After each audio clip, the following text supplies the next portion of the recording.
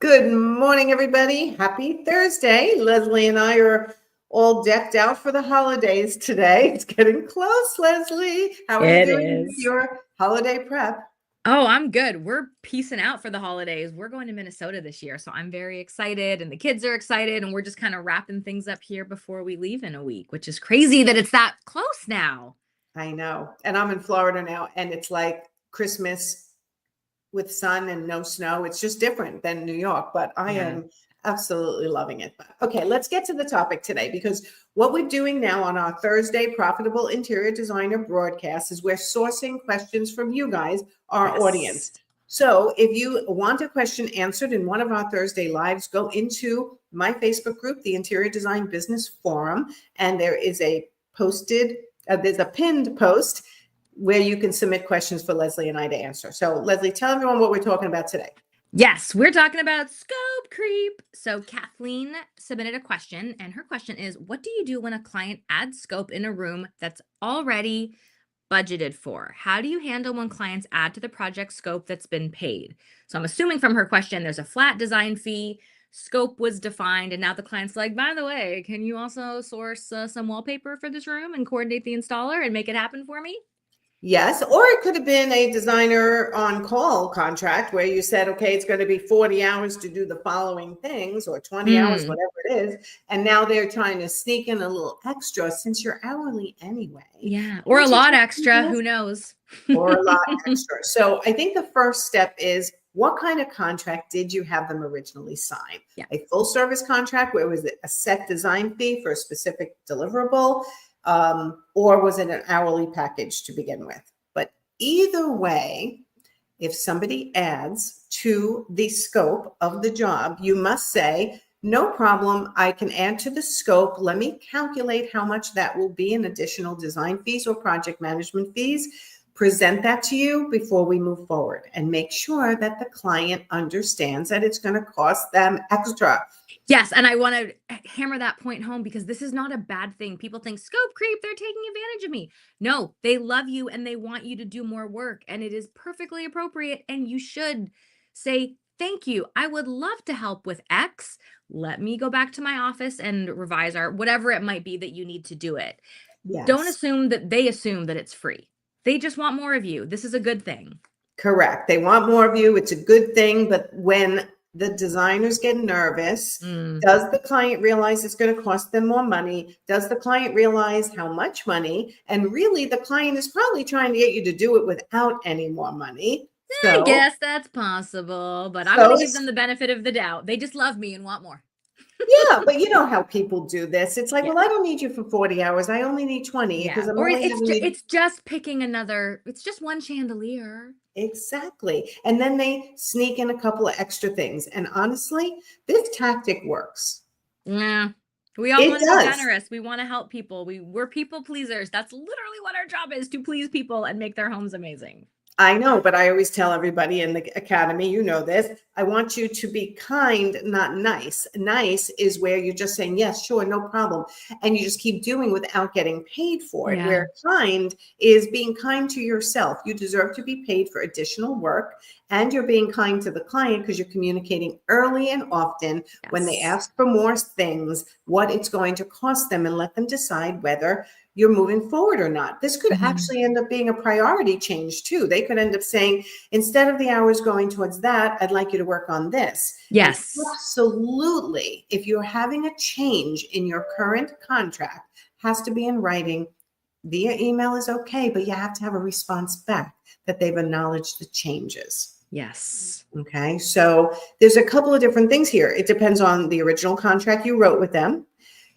How can you add on to it? What does your contract say? See, the contracts that we sell, that everybody uses, basically lays out that if there's an additional scope, there will be additional fees at a certain hourly rate. So if your contract doesn't say that, you need to add it. And if it does say it, you need to initiate that when somebody actually adds to the scope. Yeah. Everyone's so afraid to initiate additional fees. Like I said, it's a good thing that you're making the clients happy. They wouldn't ask you for more if they didn't like working with you and were pleased with what you have done. So yeah, the business owner thing to do is simply to go back and confirm what here's the new scope. I'll send over a new agreement, or just communicate how this is going to be compensated. Yes, because most people will call me or you and say, I never billed for the extra scope that they added at the beginning of the project or in month 3. And now I'm in month 9 and I realize they owe me an additional $2,000, $3,000, $4,000, $5,000 or more. And now it's been so long. How do I do that, Nancy? Like, how do I word that invoice? How do I word that email? And I go, okay, I'll help you word that email. However, you can't keep making these mistakes. It's awkward, and it makes you seem unprofessional if you're not following your bill in advance, work backwards from that on everything they put in the original contract and everything they add after that. So Lesley, give an example of how you would handle it. You got a full service design contract for a living room, let's say, and you're in the middle of working on it. This design fee was set to be just one room with a variable project management. And now they come and go, while you're looking for things in the living room, can you look for a area rug in the dining room and maybe a new chandelier? What do you say? Say, I would be happy to help with what we're working on right now in your living room. That is a flat fee with a fixed scope. So I think for your dining room, what I think the best course of action would be to do a block of hours, and that will allow me to search for those items, procure them, add them to our scope. And then of course, there are probably a couple extra hours that we can allot for other items as well as they come up for your project. How does that sound? Great. Fabulous. I'll send over an invoice for 10 hours and that will take care of all those extras. Beautiful. Okay, everyone who's watching live or on replay, you just got your exact script for what you can say to a client when they add to the scope. Now, what happens if you forget to say that and just say, no problem? That's where the weekly email updates come in. What we teach in the Profit Insiders Academy is to send an update to your client every week. It's very brief and high level, and it just outlines what you've done that week, what's coming up, any meetings, any questions. It's really just a project weekly touch point. And that's a great place to mention, next week, we're going to be starting sourcing those 2 items you requested for the dining room. I'm going to be sending over an invoice for 10 hours. Like, you don't have to apologize. You don't have to go backwards. It's just part of that weekly communication. I actually like that strategy a lot because it doesn't look like you forgot it. It's just, it was part of our weekly Friday communication. That's how this works.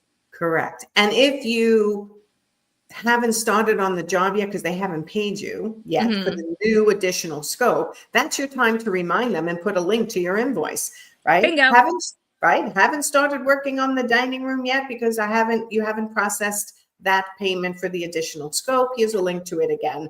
So Bingo. You can do that, right? Yeah, so here's the link. Make it easy for them to pay you. Do not, I sent the invoice last week. No, take the minute, find the link, put it right in front of them. And just remind, this is how your business works. Don't make it hard for them. Just remind them they owe you money. Here's the invoice. Let's get this done. All right. Yeah, exactly. Just like Lesley said, no emotion behind it, just matter of fact. Additional scope, additional fees. Everyone, listen to me. If you are worried about being transparent and letting your client know exactly what they're paying for, that's the key, is just communicating. For these additional services, going to be this amount of money.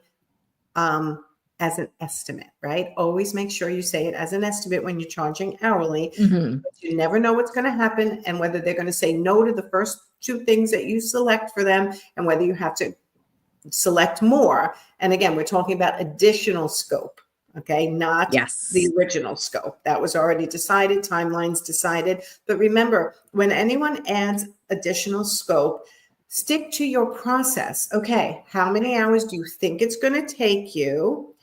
Bill in advance, get paid in advance before you start, and communicate regularly what you're doing for the additional scope.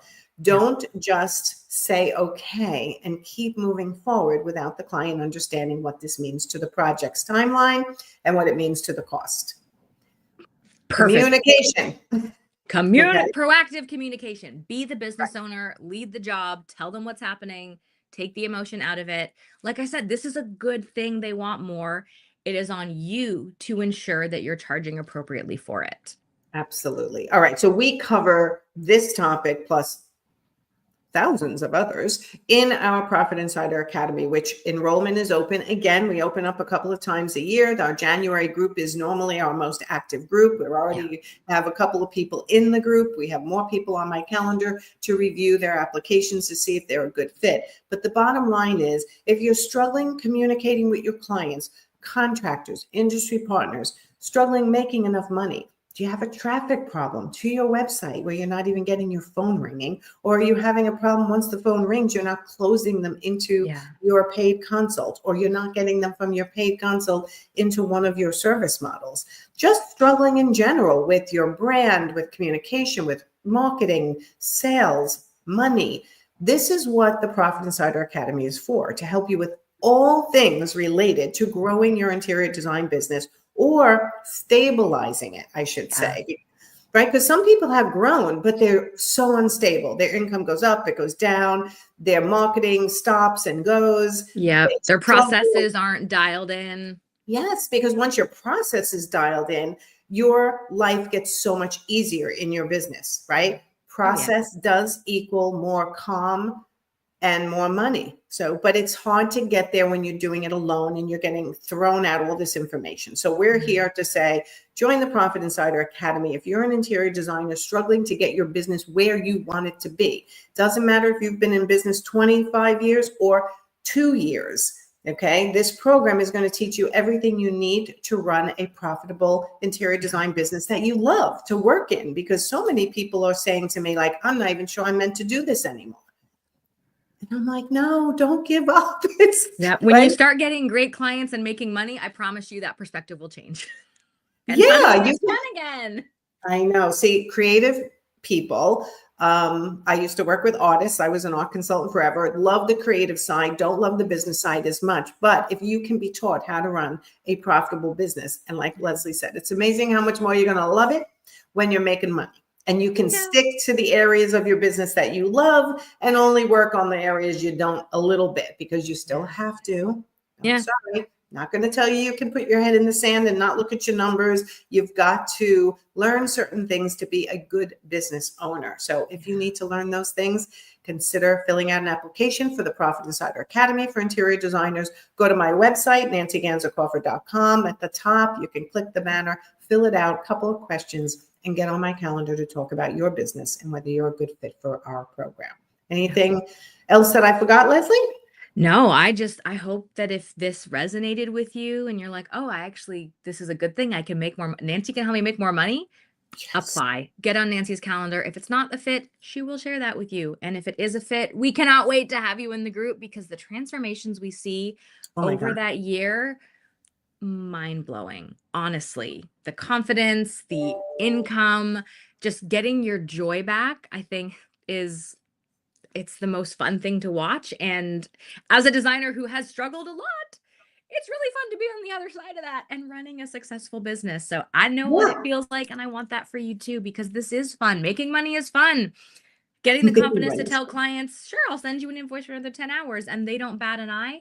It's a really great place to be in your business. Yeah, not being up at night worrying about things, having no one to ask questions to, not knowing which of your ideas are great ones and which ones you should can, or which order you should put things in as you're growing or stabilizing, right? There's so much to this. So, all right, everyone. So if you're struggling to grow your business, fill out an application for the Profit Insider Academy from my website, nancyganzerkoffer.com. I believe in the description there are links. And hopefully I'll see you on my calendar. But in the meantime, Lesley and I will see you next week with another question from one of you that you have filled out in our interior design business forum pinned post that asks any question to us that we will answer on our Thursday broadcast. You got it. All right. See you next time. Thanks, Lesley. Bye, everyone. Bye.